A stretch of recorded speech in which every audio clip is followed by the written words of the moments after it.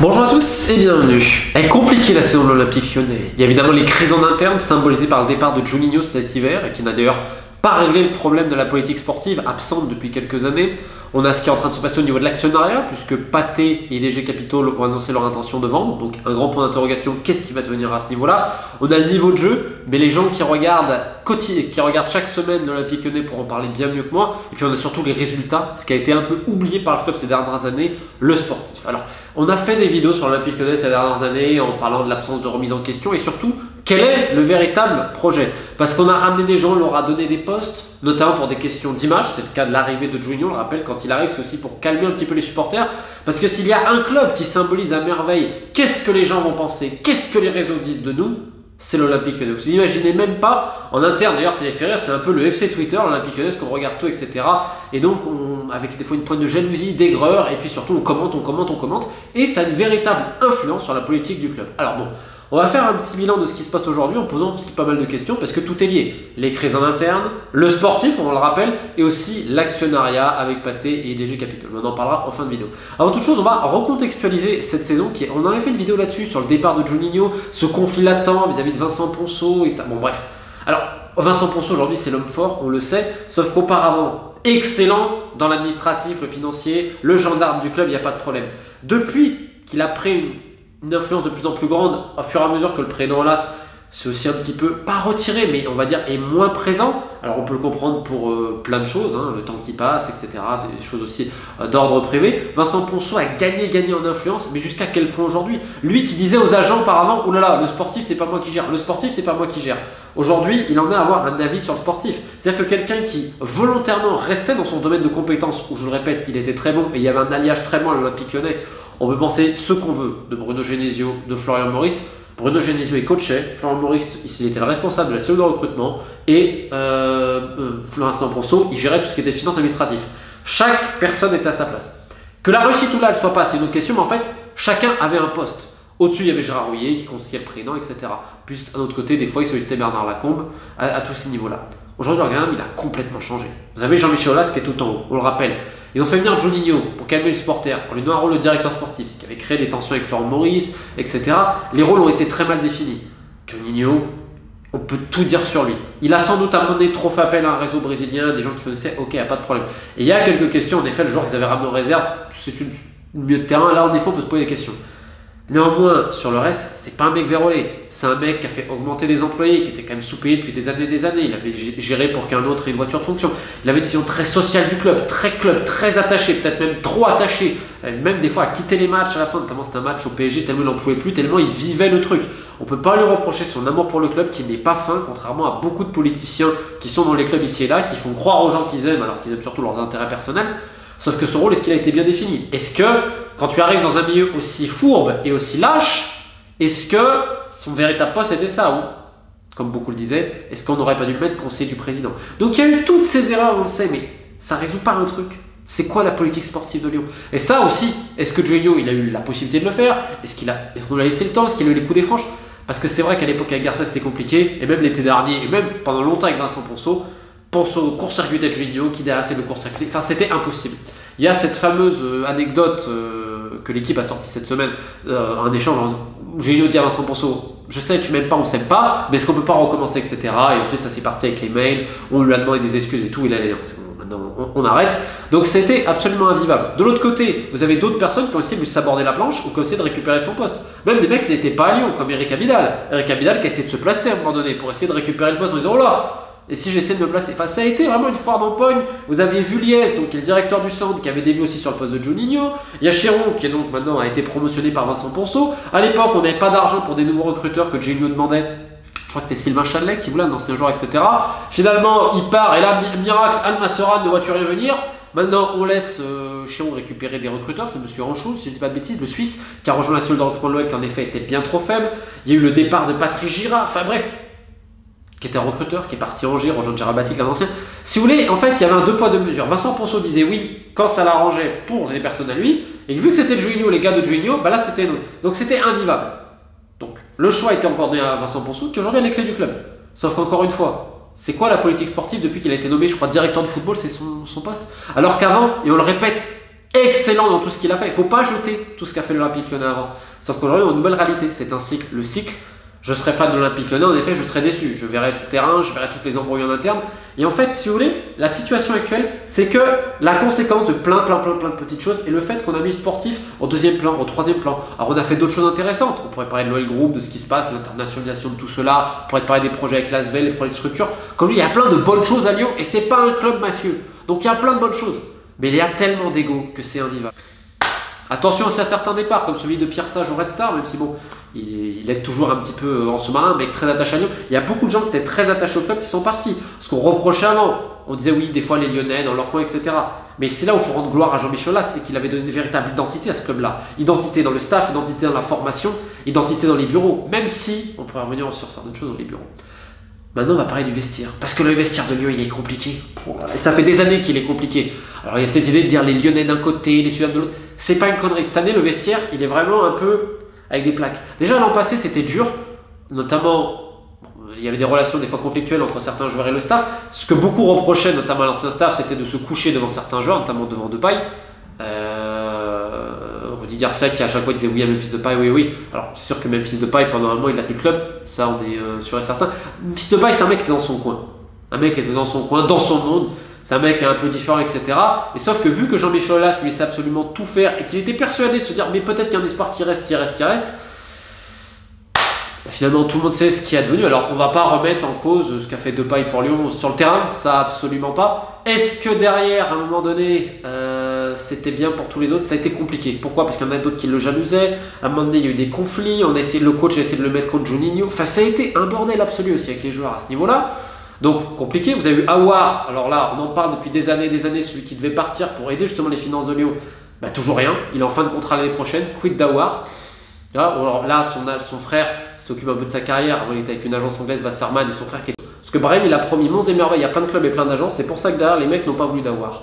Et quand le jour où il comprendra, et j'ai du respect, attention c'est pas ça la question, que son frère lui a tué des transferts pendant 2 ans et que l'été dernier il n'y a pas une offre à part un intérêt de la Juve, mais il n'y a eu aucune offre formulée, que même il s'est fait recaler à Everton dans des clubs comme ça parce que lui on voulait s'en débarrasser à la fin, mais il comprendra. Peut-être que d'ailleurs les erreurs ont été comprises, maintenant il a signé avec une agence anglaise qui s'appelle Stellar qui est très importante, donc peut-être qu'en effet les erreurs du passé ont été apprises et on souhaite à Aouar et à son frère qu'ils aient compris tout ça parce que c'est aussi un monde très compliqué le football, donc il n'y a pas de souci. Problème aujourd'hui, quid d'Aouar, sa valeur elle a complètement chuté. Et cette valorisation des actifs, comme l'Olympique Lyonnais aime le dire, comme tous les clubs de football aiment le dire, elle est en baisse pour plein de joueurs. Or, Moussa Dembélé, qui a retrouvé une valeur après s'être fait complètement tuer par Rudy Garcia, là il a retrouvé une valeur, mais il lui reste 1 an de contrat, quid des autres joueurs? Alors peut-être que des jeunes, la prolongation de Cacré, vous avez Gusto derrière, ok, mais les autres, Cherki qui a toujours pas prolongé, mais sa valeur là, parce que c'est compliqué. Kadewere, sa valeur aussi, elle a complètement chuté. Quid des valeurs? Parce qu'il va falloir vendre cet été aussi un petit peu. Et donc, pour revenir un petit peu dans le vestiaire, c'est dur. Vous avez pas mal de clans. En fait, t'as pas vraiment de solidarité. T'as des individualités, mais t'as pas de solidarité. Et on en revient sur la politique sportive du début. Je regarde pas tous les matchs de Lyon, loin de là, vous le savez. Par contre, je regarde l'effectif. Il y a qui en ailier? En véritable ailier. C'est-à-dire, t'es l'Olympique Lyonnais. T'es censé être un des plus grands clubs du foot français. Et ça fait des années que tu as un problème, tu n'as pas de joueur vraiment ailier. Toko, il peut jouer sur l'aile, mais il peut jouer aussi dans l'axe, etc. Je parle d'un véritable ailier de métier. C'est pas Kadewere, c'est un neuf qu'on avait essayé de dégager à Dijon à l'époque, au dernier jour du mercato. Il veut pas, etc. Ça se fait pas. Garcia le met à un moment donné ailier, hop, le mec va faire des trucs. Bon, sauf que Kadewere, c'est pas un ailier. Donc, c'est un neuf le mec. Donc, t'as pas d'ailier. Tu fais venir Shaqiri, on pourrait revenir sur le recrutement de l'an passé à Lyon, ça a été n'importe quoi. Ou des mecs qui étaient persuadés de certaines choses, sauf qu'en fait ils se faisaient balader. Il y a eu un manque de professionnalisme, mais délirant, et de tout le monde, de tout le club, à ce niveau-là. Et aussi pourquoi? Parce qu'ils attendaient des ventes, notamment celle d'Aouar qui n'est pas venue. Faut aussi se rappeler de tout ça. Mais t'as toujours pas d'ailier. Et défensivement, il y a beaucoup de questions à se poser, parce que je vois beaucoup de choses qui disent, Torquay Kambim, ça Dembélé, etc. Je vois le nombre de buts pris par Lyon. Et quand je parle avec des mecs en interne, on me dit, ah, derrière, mais il y a peut-être des jeunes qui arrivent, il faudra laisser du temps et c'est très bien de les lancer. Tu fais venir Boateng derrière, tu sais pas tout. C'est le flou artistique. Encore une fois, c'est quoi la politique sportive? Réellement, c'est quoi? Comment on veut construire l'effectif? Est-ce que le coach a la main mise sur l'effectif? C'est quoi? Là aujourd'hui, Vincent Ponceau et Peter Bosz, c'est pas le grand amour non plus. Alors, on reconnaît à Peter Bosz en interne qu'humainement, c'est quand même un mec plutôt bien. C'est vrai que certains joueurs disent ne pas comprendre ce qu'il veut parce qu'il change beaucoup d'avis, etc. Et que le mec aussi devient un peu zinzin comme tout le monde, parce que tous les coachs qui passent dans ce club à un moment donné deviennent zinzin, parce qu'ils sont essorés, parce que c'est très compliqué, tu as l'Olympique Lyonnais. Et au milieu de tout ça, tu rajoutes que l'actionnariat, tu as IDG Capital, dont on avait parlé depuis un moment, c'était connu, le groupe chinois veut vendre depuis un moment parce qu'ils ont l'impression de s'être fait berner quand même, parce qu'ils ont investi dans le club, mais au final, ils ont été laissés de côté dès qu'ils ont mis l'argent. C'est le principe de l'actionnaire minoritaire dans le football. C'est un petit pion à plumer. C'est-à-dire il va mettre l'argent, mais il va surtout décider de rien du tout. Alors ça se fait dans des grands groupes. C'est normal, parce qu'il faut prendre le foot aussi comme une entreprise. Vous mettez de l'argent, vous êtes actionnaire minoritaire, vous ne décidez pas. Parce que dans le foot, c'est différent. Quand tu mets l'argent, tu vas un peu décider, au moins être tenu au courant. Parce que Jean-Michel Aulas a quand même fait pas mal cavalier seul, donc je sais qu'ils étaient très énervés, mais ça fait 2 ans, c'est connu. Et de l'autre côté, vous avez Pathé, qui est donc le deuxième actionnaire du club. C'est 19% et 19% à peu près ce qu'ils ont là, ces deux actionnaires-là. Donc c'est des actionnaires importants derrière Jean-Michel Aulas, qui a 27% à peu près, 28%. Il veut vendre, c'est doux, car à son âge, etc., vers 90 ans et tout, les enfants ne veulent pas reprendre, il y a aussi des difficultés pour Pathé vis-à-vis du cinéma, hein, en France, c'est une réalité. Donc il y a cette volonté de vendre, ils ont fait un communiqué, ils ont donné ça à une banque d'affaires américaine, Rain, qui a fait volontairement fuiter d'ailleurs certaines choses pour essayer d'attirer les acheteurs, ça je peux vous le dire, parce qu'il y en a qui ont un intérêt, sauf la question c'est quid, qui va reprendre? Parce que tu as aussi, il faut bien comprendre dans l'actionnariat de l'Olympique Lyonnais, pourquoi on est à la croisée des chemins.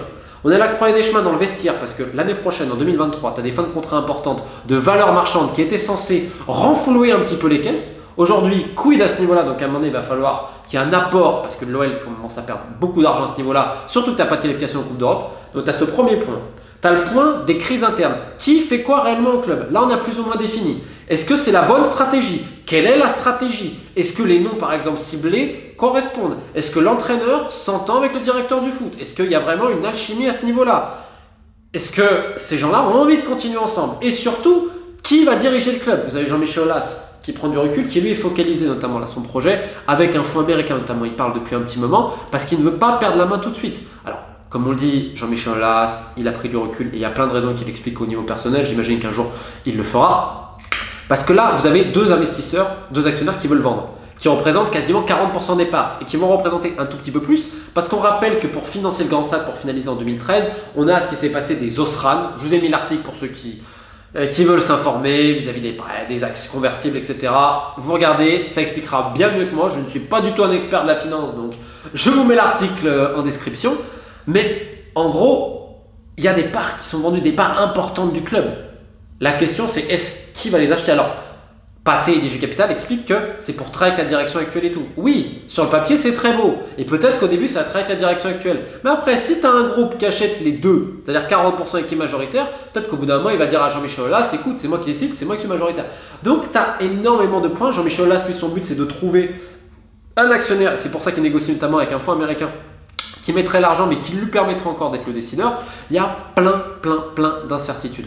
Aujourd'hui, la seule chose qui est certaine, c'est que l'OL veut montrer qu'il est fort. C'est important à tous les niveaux. Vous savez que quand ça a mal à Lyon, ça communique beaucoup. Là, on a eu la prolongation de Maxence Cacré, on a le président Las qui revient pour parler. Ils sont forts quand même les mecs. Toujours dire que ça va bien et tout ça. Bon, il y a eu des articles dans la presse où d'ailleurs, quand même assez exceptionnel, je crois que c'est le directeur général de l'équipe, M. Prudhomme, qui s'est excusé vis-à-vis de Lyon pour ce qui s'est passé, donc il s'est plus ou moins désolidarisé. Je crois que ça a été le seul à l'équipe de l'article. Ce qui fait rire d'ailleurs à l'Olympique Lyonnais, ça les fait marrer et dire ah et tout.